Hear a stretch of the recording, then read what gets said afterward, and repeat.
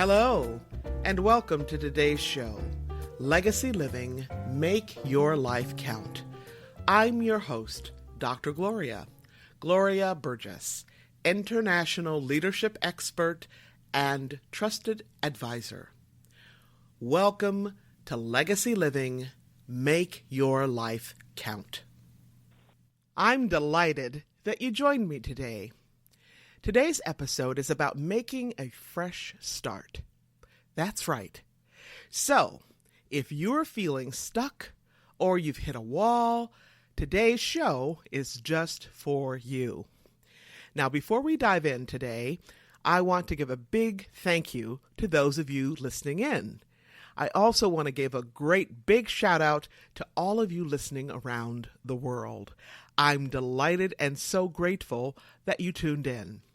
I sure hope you're enjoying a fabulous day and that you're having a fantastic week. Because you know what? In the grand song of the universe, life is so very short.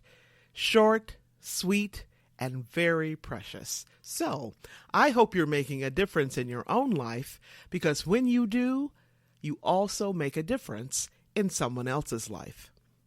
Now, a lot of folks really want to make their life count for something, but they don't know how to do it, or it seems so big to them, they just don't know how or where to begin. So they ask me, Dr. Gloria, how do you do that? How do you make your life count? Well, it's really very simple. Very simple. If you love people like I do, you can do something for them. Now, some folks call this random acts of kindness or random acts of beauty. I don't. There is nothing random about kindness. In fact, kindness is a choice you can make every single day. Being kind, serving others, passing on your blessings, it's all part of legacy living.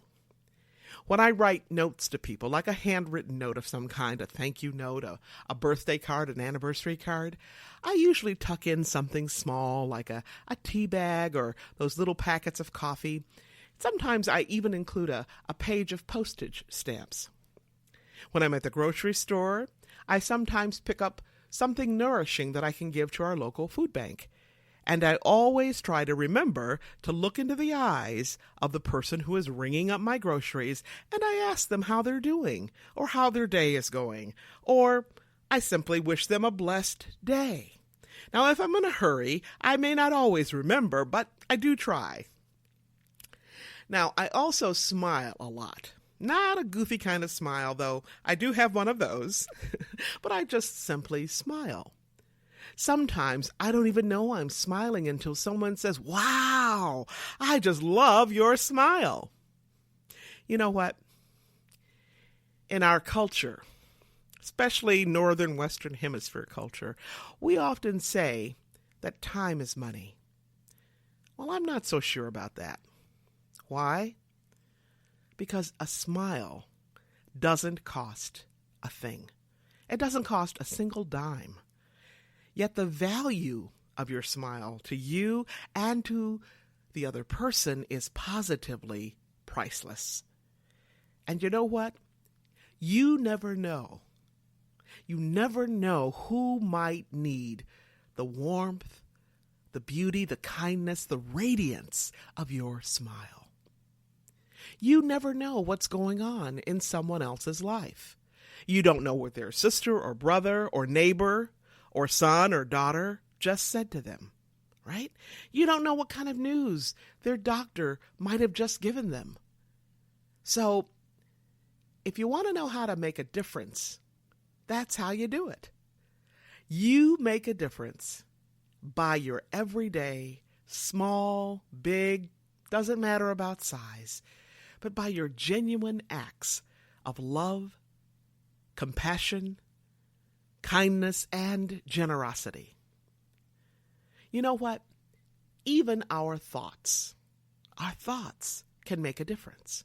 Because our thoughts are made up of what? Of words. and images, and words and images are made up of energy. You know that little saying we all learned when we were little? It goes something like, "Sticks and stones may break my bones, but words can never hurt me." Well, let me tell you something. That is a lie. You know as well as I do, and you've heard me say it before, words have energy, vitality, and soul. Words have the power to bless or to blaspheme. They have the power to hurt or to heal. So take good care to send thoughts of love and healing, thoughts of hospitality and generosity. Now, I truly believe that we are here to love one another and to serve one another. So, that's how you do it. You make your life count day by day, step by step, moment by moment, every single day, 365, 24/7. That's what Legacy Living, Make Your Life Count is all about. You can learn more about Legacy Living, Make Your Life Count by visiting my website. That's the Gloria Burgess website. And hey, you can even sign up for my weekly inspirations. You just scroll down on the website, on the home page, just scroll down a bit and look on the right-hand side for the sidebar for my weekly inspiration. And just put your email address right there in that little slot. And that's it. That's all you need to do. And each week, every Monday morning, you'll receive a lovely, inspiring image and a few words to get your week off to a marvelous start. Now, today's episode is about making a fresh start. So what does that mean? And what does it take to make a fresh start? To get out of your routine, to break out of your comfort zone. Today, I want to share a little secret with you. You can do it. I can do it. Everyone can make a fresh start. Every single one of us can make a new beginning. Now, before we jump in today, I want to take a moment to welcome you, my listeners. If you're just joining us, I'm your host, Dr. Gloria Burgess, and this is Legacy Living, Make Your Life Count. And I'd like to extend a very special welcome to those of you who are joining my podcast, or if you're joining Talk Network Radio for the very first time. You are in for a real treat. I'm excited to have you listening in today, and I'm deeply honored that you've allowed me to be part of your day, so you can be inspired by ideas and resources to make your life count. Again, today's program is all about getting unstuck, beginning again. My specific focus today is about making a fresh start. You can make a new beginning. Now, my favorite book says there is a time for everything. There is a time for everything. This scripture from Ecclesiastes says, there is a time and a season for every activity under the heavens, a time to be born and a time to die, a time to plant and a time to uproot, a time to kill and a time to heal, a time to tear down and a time to build, a time to weep and a time to laugh, a time to mourn and a time to dance, a time to scatter stones and a time to gather them, a time to embrace and a time to refrain from embracing, a time to search and a time to give up, a time to keep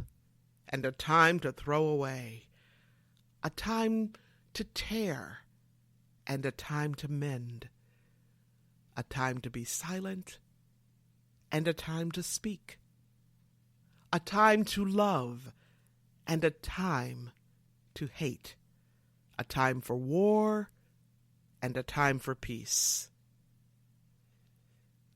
Now, I just love that passage. So I want you to ask yourself, what season are you in? Are you in a season where you are looking to break out of your comfort zone? A season where you're looking to take a fresh, new approach? Are you in a season where you are ready to begin again, but you don't know how to do that, or maybe you need a little encouragement? Well, good for you. I want you to listen up. Help is on the way. And I don't want you to think you're all alone. You are not alone. You know what? All of us get to a point in our life where we're simply tired. We just get tired of the same old, right? The same old thing. We get tired of our situation at work or at home or in our relationships. Sometimes we even get tired of being in the same place, physically, mentally, emotionally, or spiritually. When we get to that point where we say, I have had it, I'm done. Enough is enough. When we get to this point, it is definitely time to let go. To let go and to start fresh. In fact, letting go and starting over can be the absolute best thing for you to do. You can get inspiration to begin again right where you are. You don't have to go anyplace, right? You can get inspiration from the world around you. Now think about it. Just think about this. When we ring in the new year, that's a very natural time to reflect on your life, right? To think about what's going well, what's not working so well, or at least as well as we would like.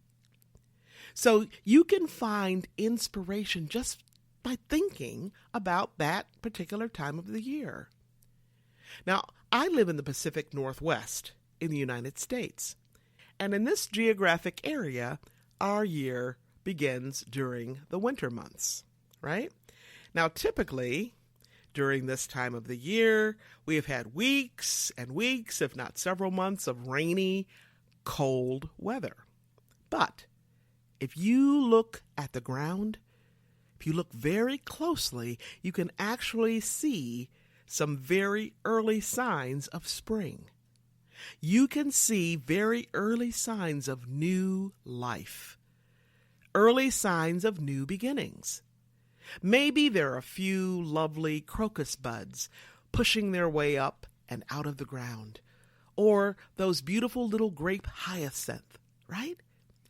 And if you pay close attention to the birds, you'll see red-breasted robins digging into the earth. What are they digging for? Well, they're digging for food. They're digging for worms. Nature has so many wonderful telltale signs of making a fresh start.